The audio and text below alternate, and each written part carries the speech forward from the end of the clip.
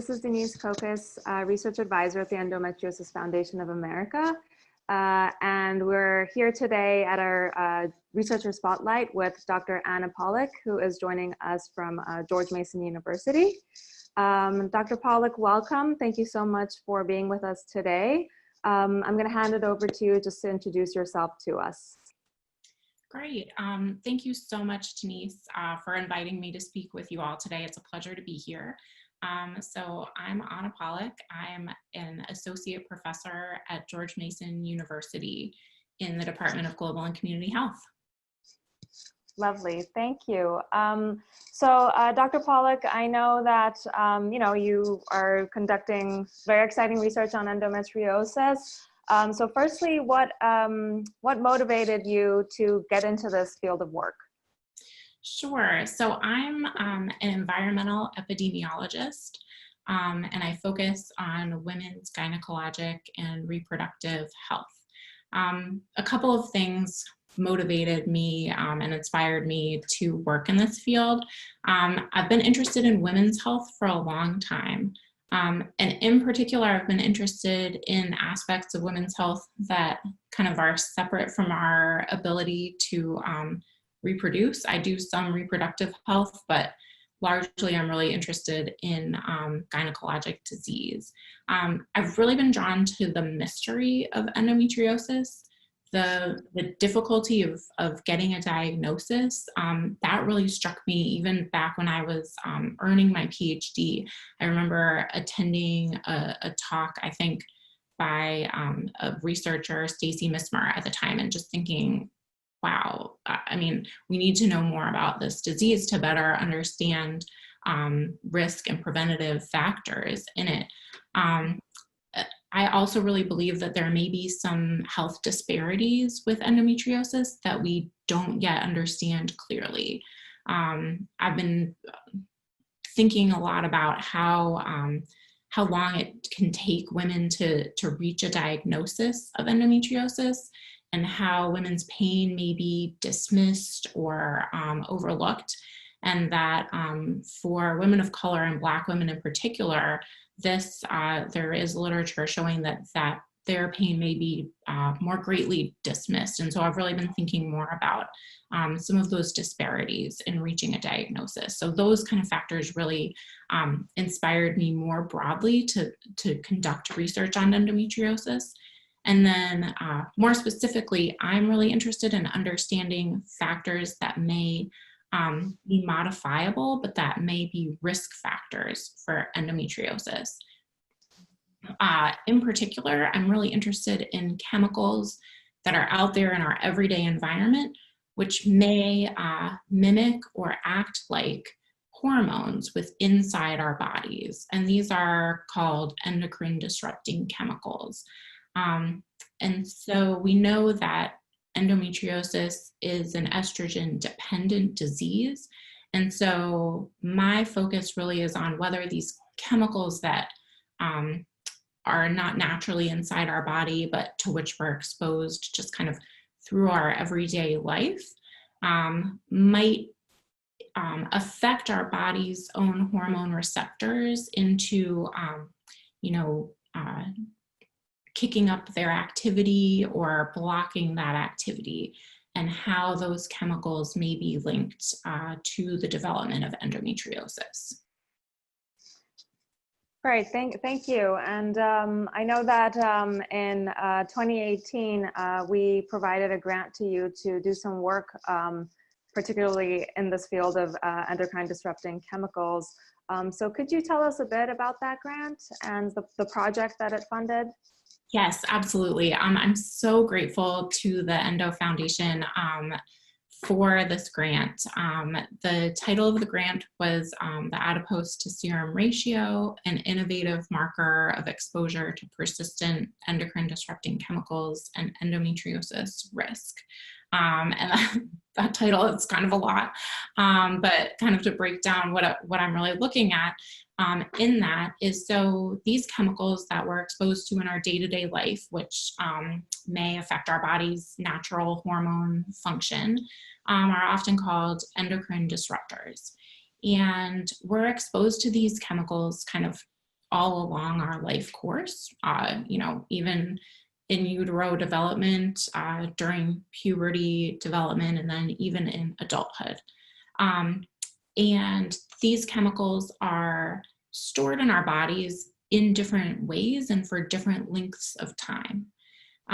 The thing that I'm really getting at in this study is how those dynamics of where the chemicals are and how refining our understanding of those dynamics may give us new insight into endometriosis. And what I mean by that is that the groups of chemicals that I'm interested in are what are called lipophilic, and that means they like fatty tissue. They can be easily stored for a long time in adipose tissue. And so our bodies, our adipose tissue, our fat cells in our bodies, have higher levels of these chemicals than some other cells. But in order to study these chemicals in large populations, usually it's pretty infeasible to try to conduct a study and request that someone do a fat biopsy, right? That would be, you would have to really offer a lot for someone to want to do that in a day-to-day kind of study. So usually what we rely on are blood measures of these chemicals, and the levels of these chemicals in serum or in blood really reflect the amount that's been mobilized from fat more recently, or they can also reflect more recent exposures. But the levels in blood are much lower than the levels in adipose tissue. And so through this Endo Foundation grant, the thing that I'm looking at is whether or not looking at a new way to think about exposure, looking at the relationship or the ratio of the level of these chemicals in adipose tissue to the level in blood or serum, whether that will give us new insight into understanding the risk of endometriosis. Okay, great. And so right now then, where are you at with the project? Sure. So right now we're finalizing our manuscript and kind of going back over our results, and my research team has had a couple of Zoom meetings during the pandemic to discuss our findings. We're rerunning some analysis, and so we've also implemented some new approaches to understand how mixtures of chemicals may be related to endometriosis. And that's another gap that exists in our research more broadly, in environmental epidemiology research. We kind of broadly understand that none of us are exposed to just one thing, and that it's important to understand how these chemicals may affect our health overall. We may need to find new scientific approaches to consider more than one exposure at a time. And so some of these new mixtures-based approaches are kind of what they're broadly called. We're implementing some of those through this this grant that we received from the Endo Foundation. And so we've conducted our research and are working on the manuscript. In addition, I was able to, through the funding provided by the foundation, present preliminary findings at the International Society of Environmental Epidemiology's annual meeting in Utrecht in the Netherlands in the summer of 2019. And so that was a really exciting opportunity to be able to share these findings more broadly within my field of research. Wow, wonderful. So we're happy to hear about the manuscript that's being prepared and that you were able to present these findings internationally. So that's great to hear. And in terms of this research and the impact on patient care, what does that look like? Could you tell us a bit about that? Sure. So I think in terms of the project's impact on those living with endometriosis and really the patient community, I think where my project sheds new light is in figuring out new ways to think about all of these different chemicals to which we're exposed in everyday life. These exposures are something that we can change. They're modifiable through dietary and lifestyle changes, as well as potentially more broadly through policy level changes.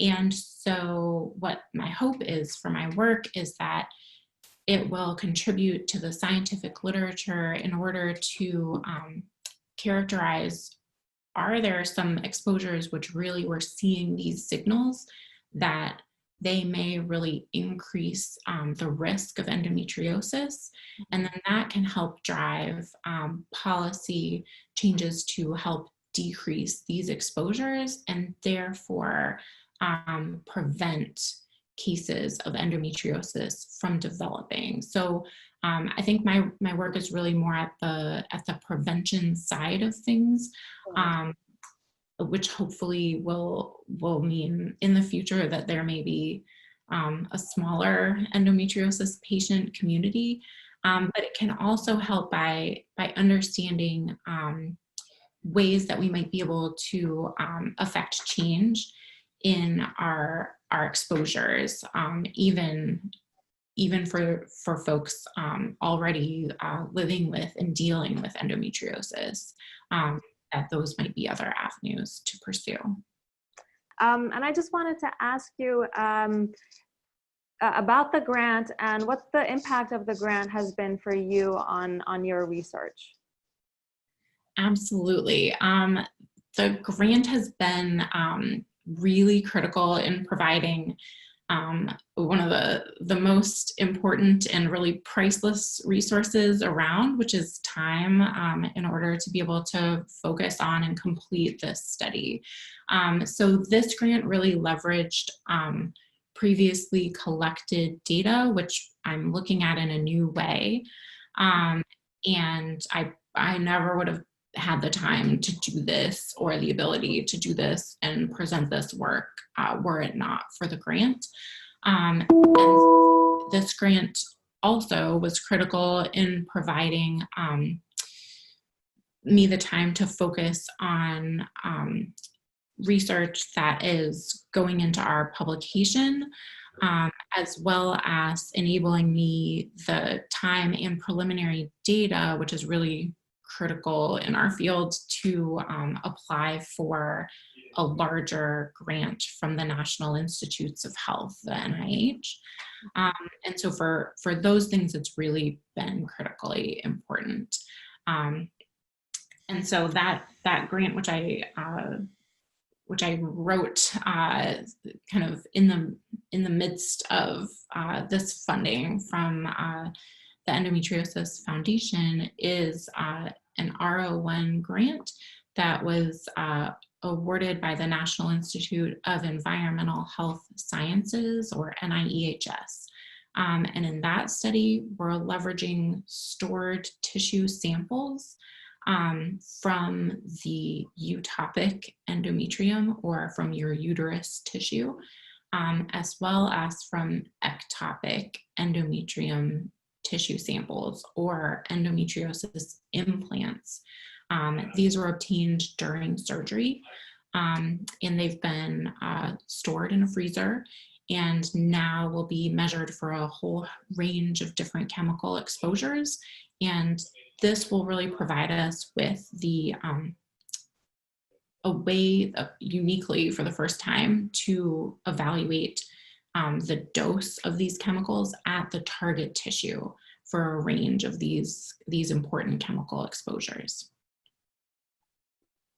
Great, and that is really exciting. So congratulations on that NIH grant, and we're happy to hear that we're able to support your application for that. So so that's great. And yeah, I would like to move on to kind of talking about what excites you most about the research that you're doing. Sure. I love to be able to think about research. I know kind of during the pandemic, everyone's focus has shifted to our especially for women, to many roles that we used to not have to do all day long. So it's a lot of things excite me about my research on endometriosis. Two things kind of come to mind first.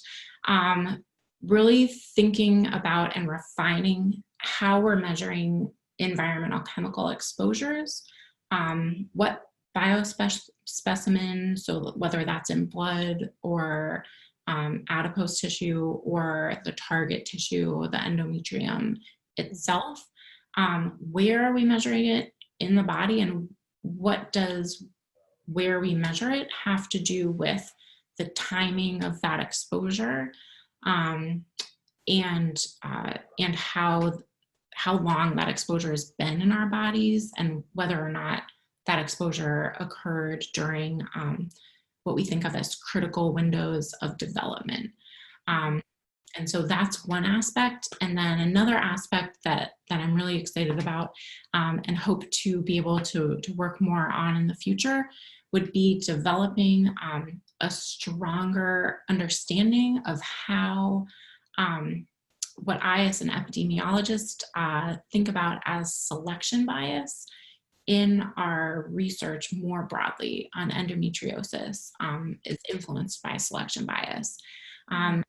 What I mean by that is kind of what I mentioned back at the beginning of our conversation, which is that I hypothesize, I think that it's possible that our whole understanding of endometriosis may be really influenced by who has access to clinical care to obtain that diagnosis, and whose pain is believed by their doctors, and who's able to get that diagnosis.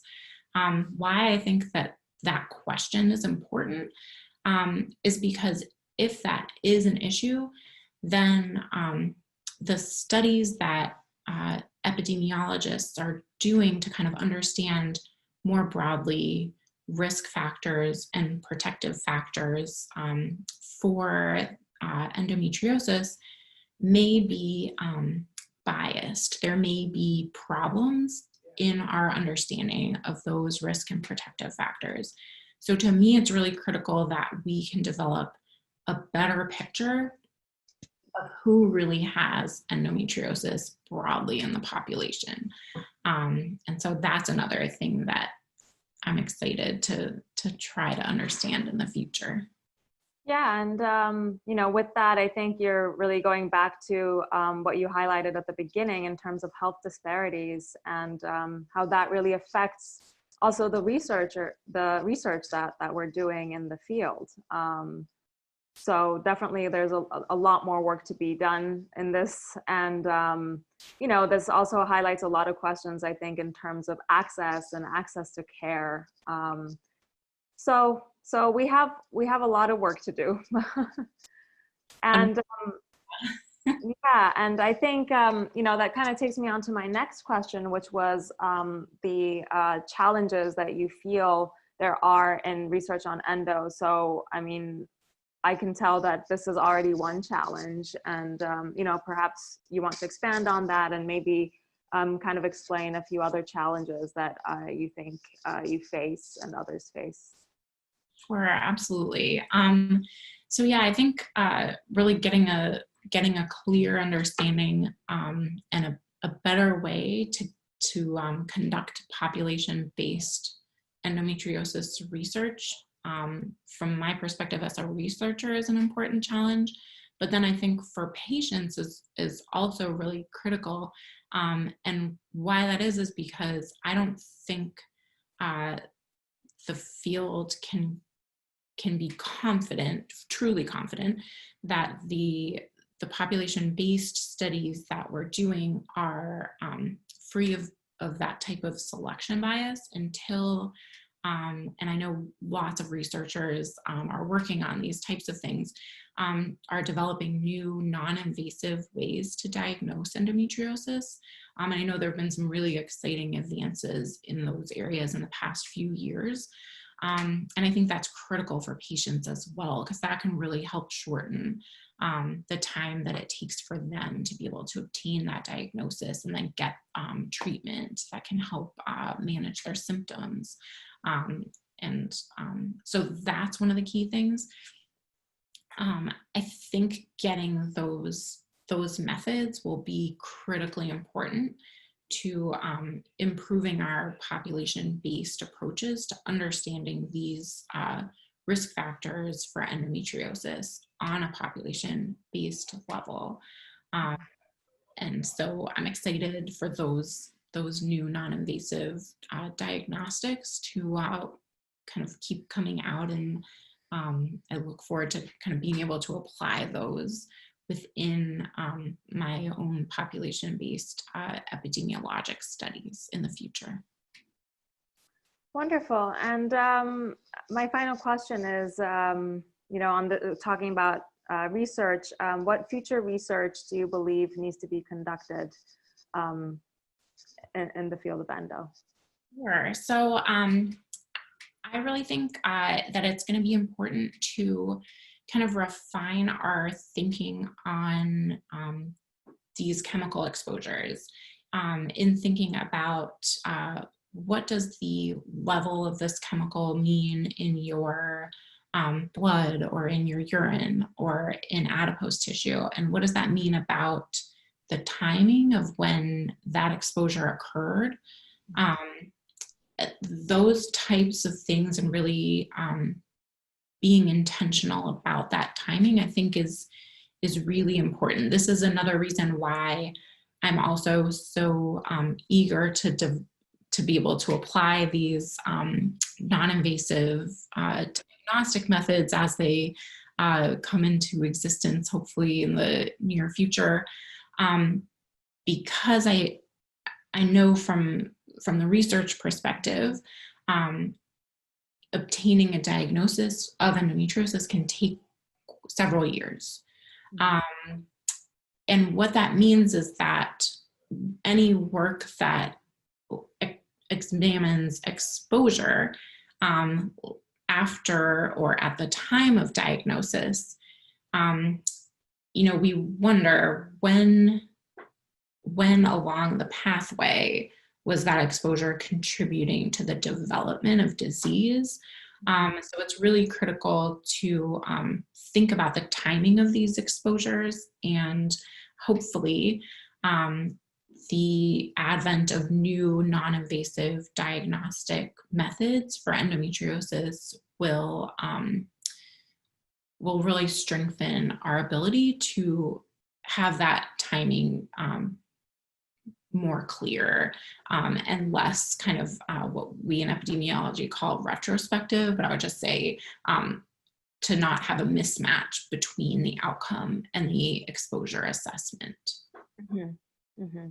Yeah, so, and like you're saying, I think the diagnostic tools that hopefully will come out in the next few years will contribute to clarifying those questions.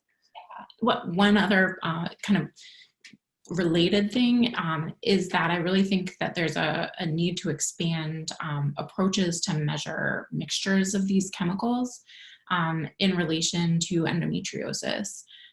This is because although we all are exposed to kind of a range of different chemicals out there in the world just through our day-to-day life, the field of biostatistics and environmental epidemiology have really been expanding to develop new methods to enable researchers to look beyond a one chemical at a time approach.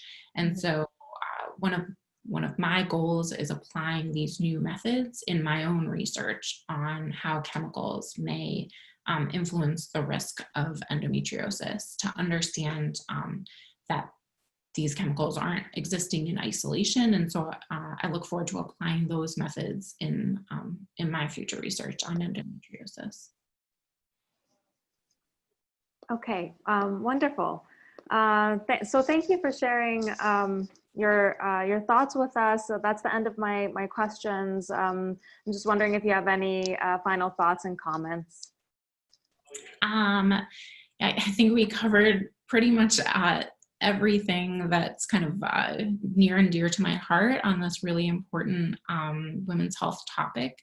And I'm grateful to the foundation for the opportunity to speak with you about my research. So thank you. I appreciate the chance. And thank you so much for joining us and for the work that you're doing. Okay, let me just stop.